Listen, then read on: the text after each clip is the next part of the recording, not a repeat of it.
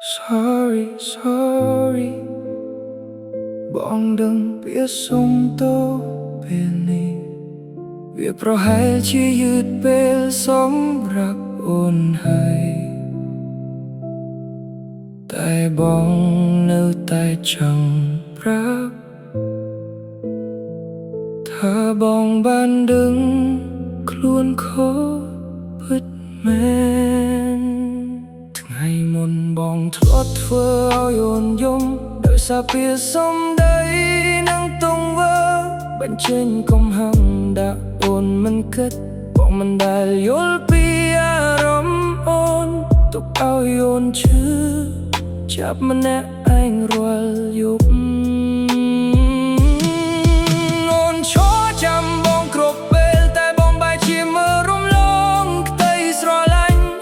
ពេលដែលបាត់បង់អូនពីជីវិតទើបបងដឹងថាអូនមានតម្លៃប៉ុណ្ណារូបថតចាស់ចាស់នៅក្នុងទូរស័ព្ទធ្វើឲ្យបងយំគ្រប់ពេលបើកមើលស្នាមញញឹមដែលអូនធ្លាប់មានថ្ងៃនេះគ្មានសល់សម្រាប់បងទៀតឡើយបងស្ដាយគ្រប់ទង្វើដែលធ្លាប់ធ្វើស្ដាយពេលដែលមិនបានថែអូនឲ្យល្អ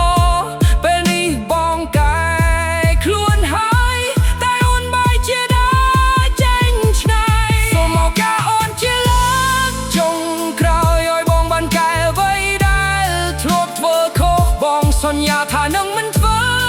ឲ្យអូនស្រក់ទឹកភ្នែកដូចមុនទៀតឡើយបងដឹងថាបេះដូងអូនឈឺចាប់ដោយសារមនុស្សព្រមអ្នកគឺជារូបបងតែបើអូននៅសល់ចិត្តស្រឡាញ់តើអូនអាចអភ័យទោសឲ្យបងបានទេ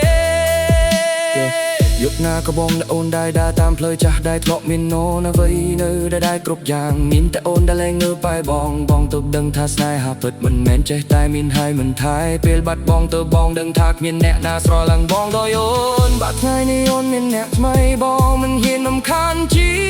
វិតអូនទេគ្រាន់តែចង់